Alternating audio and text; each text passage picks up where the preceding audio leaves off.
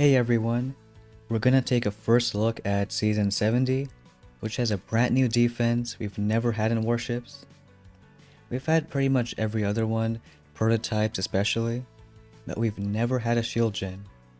And everyone, if they want to, you got a shield gen at 2 ER, and we'll see how it's gonna change up the season. Now we are on the dev build, so that's why we can show this and have like a million diamonds. But just like that, when you have ERs wherever you want, and you pop down that shield, it's kind of like Bluetooth shields. Gonna put a barrier just like you normally see on the main island. And since level 3 has 150 shield strength, it's like that for 1 ER, but then just spread out. So 150% would be 15,000 here, and just divided by 2 because there's 2 ERs. Just like having building health, but only for the ERs. And we'll take a look at the rest of the season to see what's up with the tree. We're all starting with Cryos and Zooks. Maybe not the most intense strategy, but defense wise, there's Flames machine guns, so I think it's not too bad. We got a boost node over here, probably troop damage, then some troop health, snipers, medics.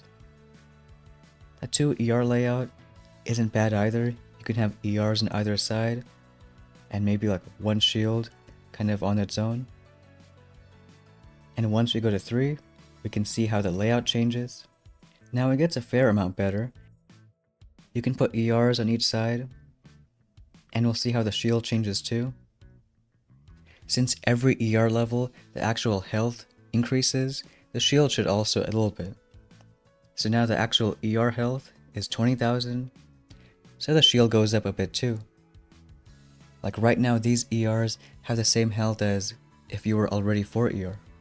And we're still probably using Cryos and Zooks, but we got a nasty laser beam unlocked, level 3 too.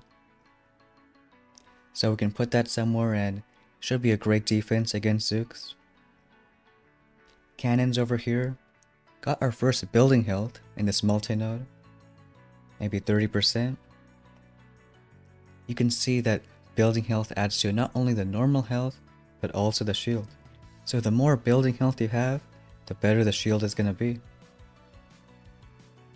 And later at 3 ER, you got troop damage, max. Sparky is over there. Finally got flare. This troop boost, kind of for useless troops. Then mortars. Once we go to 4 ER, here's probably the best layout of the season.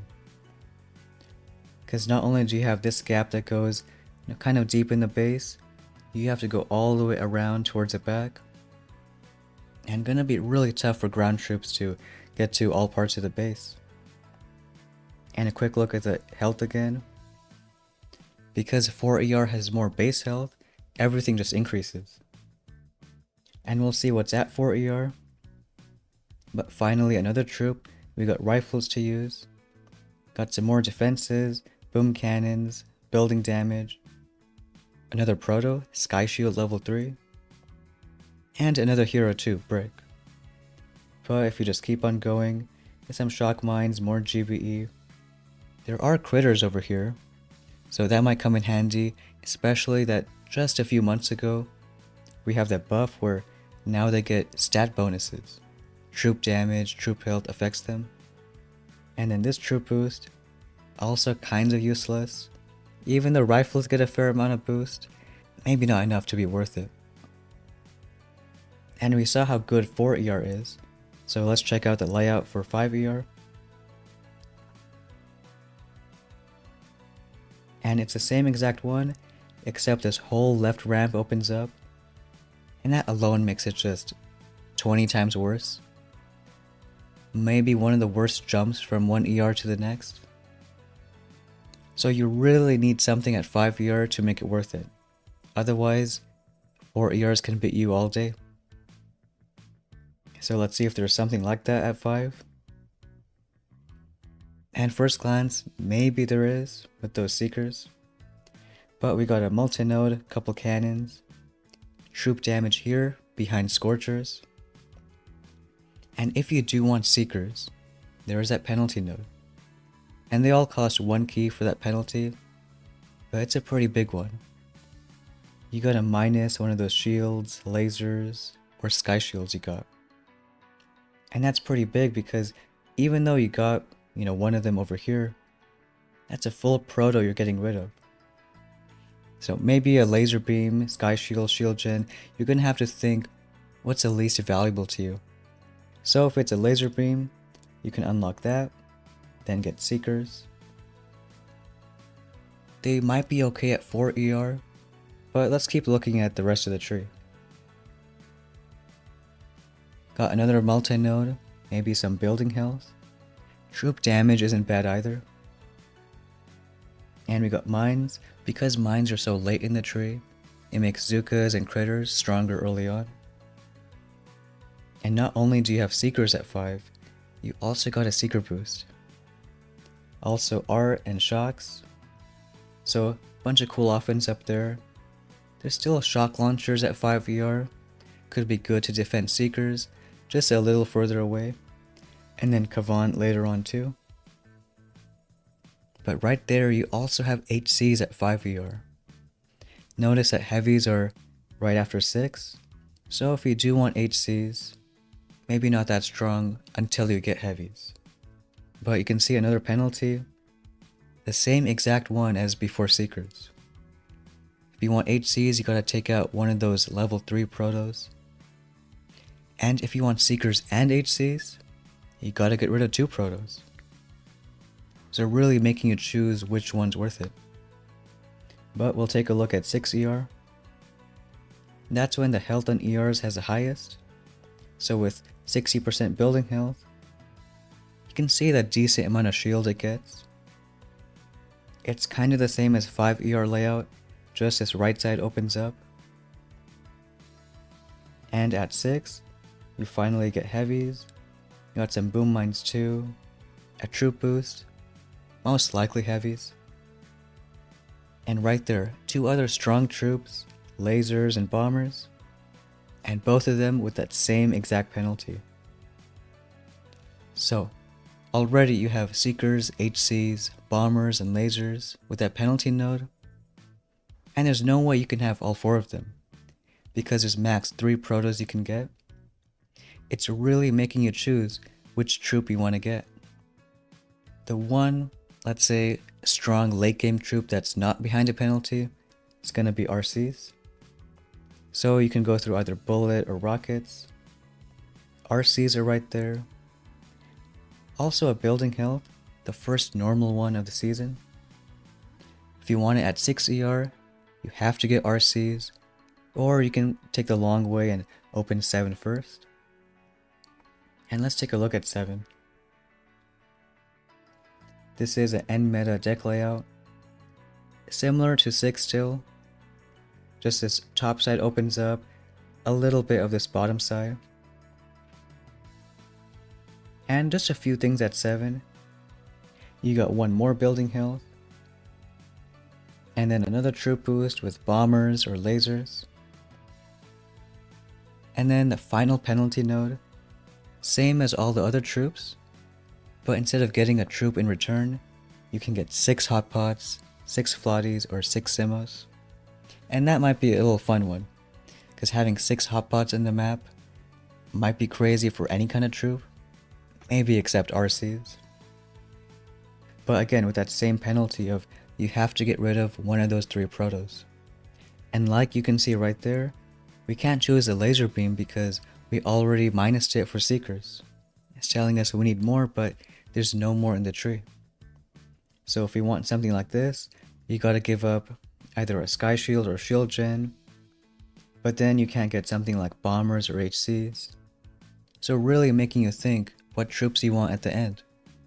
If a troop is stronger early on, that might be great, but if it's not strong in the late game, maybe it's not worth that penalty. So this is gonna be the max boost on the top left. Got pretty much 100 of everything, 130 TD, and 160 building health. So a bit more in favor of building health. And that 1 shield gen, see how it affects the ERs? And it looks like quite a bit. not only do you have 130,000 for the normal ER, you also add around 70k just from the shield. So it may be a big thing to try to get rid of, especially using a troop like Seekers that only cares about ERs. But this doesn't have to be your end boost. The one thing I might change is one of the middle building health nodes. If you change this to troop damage, it kind of flips everything. Now you have 170 troop damage against 130 building health. And even facing someone with that 160 building health, it's not too bad a matchup. Don't think any troop combo is not worth it. It's more about the protos and the whole other part of the season. Like when you look at something like Seekers, I'm sure they're going to be really strong in the beginning and even towards the middle of the season. You got so much offense here at 5 ER, Seeker boost, art and shocks, critters. Even at 6 ER, you end up picking a bullet. But then if you were going to go to the very end, you got more building health and those 6 hot pots. Lasers might be a tough one, because normally they're useful in combo with something like bombers or another troop. And if you look at the deck layouts, lasers have to go all the way inside this dead end, then all the way back out. So since you're behind a penalty, maybe not the best choice. Bombers could be another thing. Even if they go in this dead end, all the buildings across this gap, they can go ahead and shoot. And you have both the ramps to drop them from. RCs could be fine too, since they can always go across the gap, whether you go from the left side or right side. And the bonus with RCs is they're not locked behind the penalty. HCs are the real tough one. They're really great as an ultimate meat shield, but are they worth that minus proto? One of the bigger things we gotta think about for next season. And as far as early game goes, looks like we're just starting with Cryos and Zooks.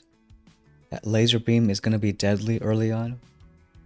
But as we get later, got some rifles mixed in. And if you remember, 4 ER is way better than 5 as far as the deck layout goes. So if you stay for longer, you might need to pick up a hero just to stay competitive. So then you can think, is Sparky or Brick gonna be better? And it's not an easy choice. And we'll go more in depth of all this in a video out in a few days. But what do you think about this season, with the brand new shield gens and those final troops locked behind that penalty?